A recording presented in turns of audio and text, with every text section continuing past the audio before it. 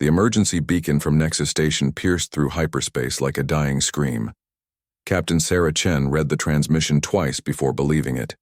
The Galactic Council, an institution that had governed 17 star systems for over 3 millennia, had dissolved into complete anarchy in less than 72 hours. "Ma'am, we're receiving distress calls from every major trade route," reported Lieutenant Morrison from the communications array. "Pirate fleets are mobilizing. Colony worlds are going dark, and the Vorthun Empire is already moving warships toward the Kepler sectors." Chen stared at the holographic display showing the rapidly deteriorating situation. Red warning indicators bloomed across the galaxy like a plague. The humans had been observers in the Council for barely 50 years, newcomers who were barely tolerated by the ancient species that had ruled space for millennia. Now those same ancient powers were tearing each other apart. "Get me Admiral Rodriguez," Chen ordered, "and patch me through to every human vessel in the Outer Rim." Within hours, the emergency session convened aboard the UES Determination. Admiral Rodriguez, a weathered veteran with steel-gray hair, addressed the assembled human commanders via hologram. Representatives from 12 different human colonies and military outposts filled the briefing room, their faces grim but determined. "The Thrakari are claiming the Centauri attacked their embassy without provocation," Rodriguez began, his voice cutting through the tension. "The Centauri insist it was retaliation for trade sanctions. The Mollusk Collective is demanding reparations that don't exist, and the crystalline hierarchies are threatening to glass any planet that harbors Council sympathizers." Commander Walsh from the Mars Defense Fleet leaned forward. "Sir, with respect, this isn't our fight. We've been in space for less than a century. These species have been at each other's throats for longer than human civilization has existed." "That's exactly why it is our fight," Chen interjected, standing, to address the assembly. "We're the only ones who don't have 3,000 years of grudges clouding our judgment." She activated the central display, showing real-time footage from across the galaxy. Refugee ships fled burning space stations. Entire colonies were being evacuated as ancient enemies settled scores with devastating weapons. Trade routes that had operated peacefully for centuries now ran red with the debris of destroyed vessels. "Look at this chaos," Chen continued. "The Vorthun blamed the Thrakari for the grain shortages on Vega Prime. The Thrakari blamed the Mollusk Collective for the mining disputes in the asteroid belt.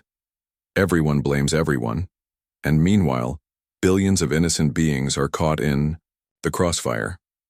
Admiral Rodriguez nodded slowly. "Captain Chen is right. While they're busy pointing fingers, we can be the ones actually solving problems." He turned to address the room. "I'm implementing Operation Restoration. Every available human vessel is to begin immediate humanitarian operations." The plan was audacious in its simplicity. While the former council members waged their wars of accusation, human ships would establish safe corridors for refugees. Human engineers would repair damaged stations. Human diplomats would mediate local disputes without the baggage of ancient grievances. Captain Chen took the first assignment, leading a small fleet to the contested Kepler 438 system, where 3 different species were fighting over mining rights, while their shared research station slowly died from life support failures. The Thrakari, Centauri, and Mollusk representatives had been locked in a conference room for 6 days, screaming at each other in their respective languages while the station's oxygen recyclers failed. "This is Captain Chen of the United Earth Ship Determination," she broadcast on all frequencies as her fleet approached. "We're here to provide emergency life support and evacuation services. All hostilities will cease within this system while humanitarian operations are in progress." The response was immediate and predictable. All 3 species demanded to know by what authority the humans presumed to intervene. Chen's reply was broadcast across the galaxy and would later be remembered as the moment everything changed. "We intervene by the authority of basic decency," she said calmly. "While you argue about mining contracts, people are dying. We don't care about your ancient territorial disputes. We care about getting oxygen to the children in the civilian quarters and food to the research teams who are trapped in their laboratories." Within 12 hours, human engineers had the station's life support functioning at full capacity. Human medics treated injured personnel from all three species without regard to their political affiliations. Human logistics officers distributed emergency supplies while human security teams maintained order without favoring any faction. The breakthrough came when a young mollusk scientist approached Chen privately. "Captain," she bubbled through her translation device, "my research team has developed a new extraction method that could triple the mining yield with half the environmental impact. But no one will listen because I'm only 200 years old." Chen listened to the proposal and immediately called a meeting with all three species representatives. Within days, the new technique was being tested, and the three former enemies found themselves working together on something that benefited everyone. Word of the Kepler success spread rapidly. Human ships began receiving requests for assistance from systems across the galaxy. The pattern repeated itself. While ancient species remained paralyzed by their historical grievances, humans focused on immediate, practical solutions. 3 months later, Admiral Rodriguez stood before the newly formed Galactic Cooperation Initiative, a loose alliance of worlds that had grown tired of centuries-old conflicts and chosen to focus on mutual prosperity instead. Representatives from 47 different species filled the assembly hall, with humans serving not as rulers but as coordinators and mediators.